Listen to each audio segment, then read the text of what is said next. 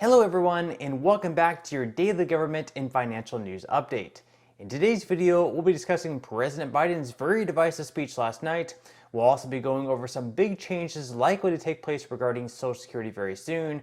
And finally, we go over some updates regarding the stock market and Bitcoin.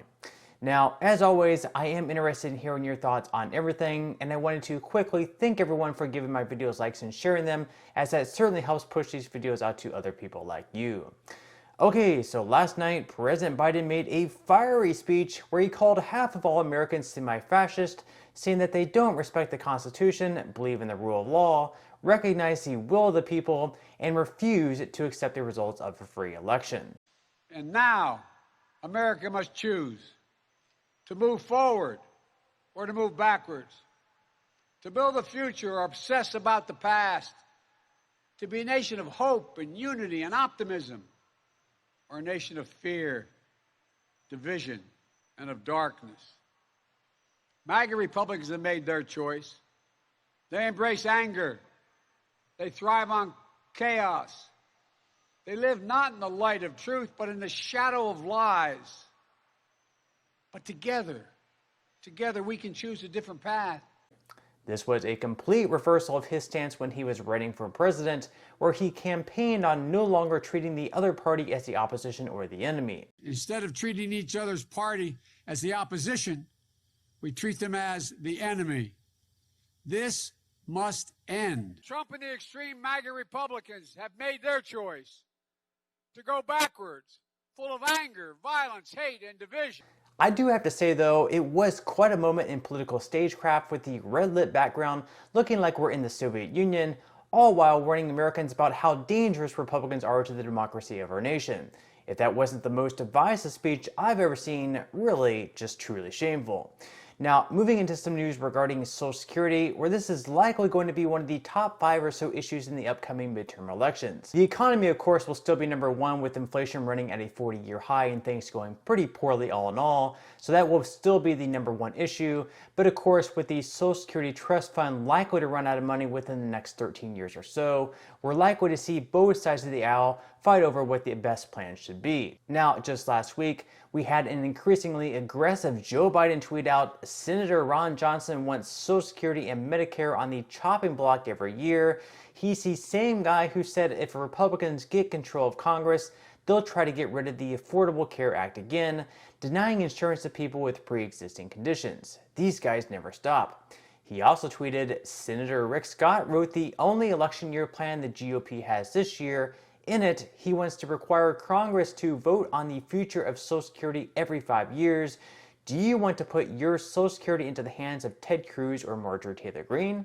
Now, Rick Scott actually had a response to this one, saying, this you, Joe Biden? Then he posted an image by The Intercept saying, fact check, Joe Biden has advocated cutting Social Security for 40 years. If Congress isn't forced to fix it, Social Security will go broke in 2035. You're damn right that I have a plan to make sure that doesn't happen. So here is Joe Biden back in 1995 saying that when I argued that we should freeze federal spending, I meant Social Security as well, I meant Medicare and Medicaid, I meant veterans benefits, I meant every single solitary thing in the government. Watch. I mean, whatever happened to that old conservative discipline about paying for what you spend? I'm up for re-election this year and I'm going to remind everybody what I did at home, which is going to cost me politically. When I argued that we should freeze federal spending, I meant Social Security as well. I meant Medicare and Medicaid. I meant veterans benefits. I meant every single solitary thing in the government. And I not only tried it once, I tried it twice, I tried it a third time, and I tried it a fourth time. Somebody has to tell me in here how we're going to do this hard work without dealing with any of those sacred cows. Now, according to The Intercept, when Biden was vice president, he was also involved in multiple administration attempts to cut Social Security as part of a grand bargain with Republicans, but all the Tea Party Republicans blocked it because they could not agree to any tax increases. Of course, since Biden ran for president, he's advocated on expanding and increasing Social Security benefits, the opposite of what he said over the last 40 years. Now, there is currently one bill that does include many of the proposals that Biden outlined in his campaign, and this was introduced by Democrat John Larson. So in this bill, there would be an increase for all beneficiaries, whether they receive retirement, disability, or dependent benefits, equivalent to an average of 2% of benefits to make up for what the bill calls an inadequate cost of living adjustment since 1983. There would also be a new inflation adjustment formula that helps seniors who spend a greater portion of their income on healthcare and other necessities, a new minimum benefit set at 25% above the poverty line that would be adjusted to future wage levels, and it would also include new caregiver credits to keep people from being penalized for taking time out of the workforce to care for children or other dependents. And finally, it would extend eligibility for Social Security dependent benefits for students up to the age of 26 and for part-time students as well.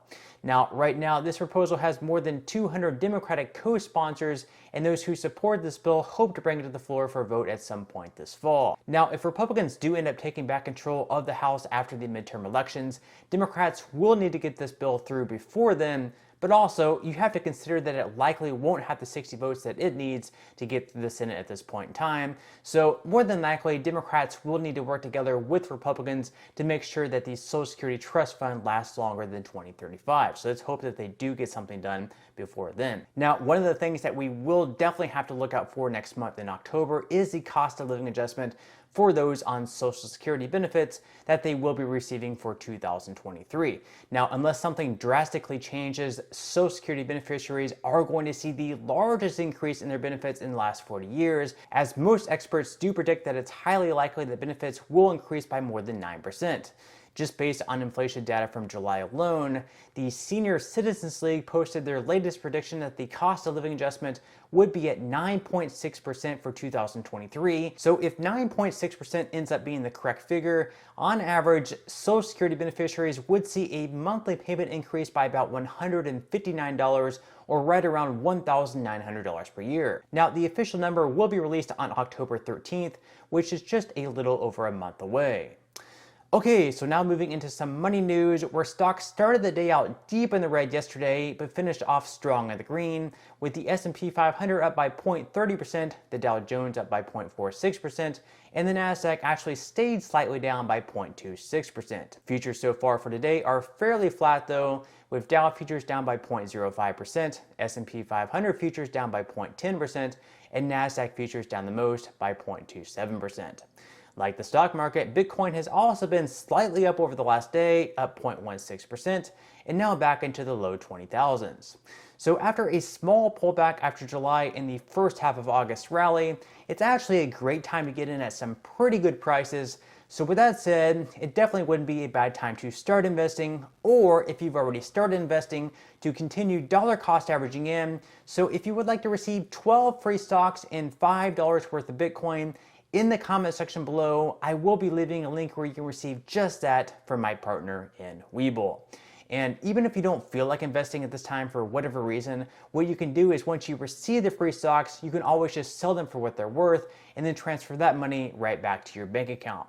So in total, you should be receiving a value of right around $50 or more at the least. So it should be at least $50 that you should be able to transfer back to your bank account. Now, some people have actually received over $3,000 in the past, and it is possible to receive as much as $20,000. So really, even if you don't invest in stocks, you can pretty much just think of this as just some free extra money with just a few minutes of work. But on that note, I'm going to go ahead and wrap up this video. If you enjoyed the content in today's video and you would like to see more like it, I would greatly appreciate it if you would give this video a like, subscribe to my channel, and make sure to ring the notification bell. That way you won't be missing any of my future videos. And until next time, I hope you have a wonderful day ahead, and I'll see you in the next video.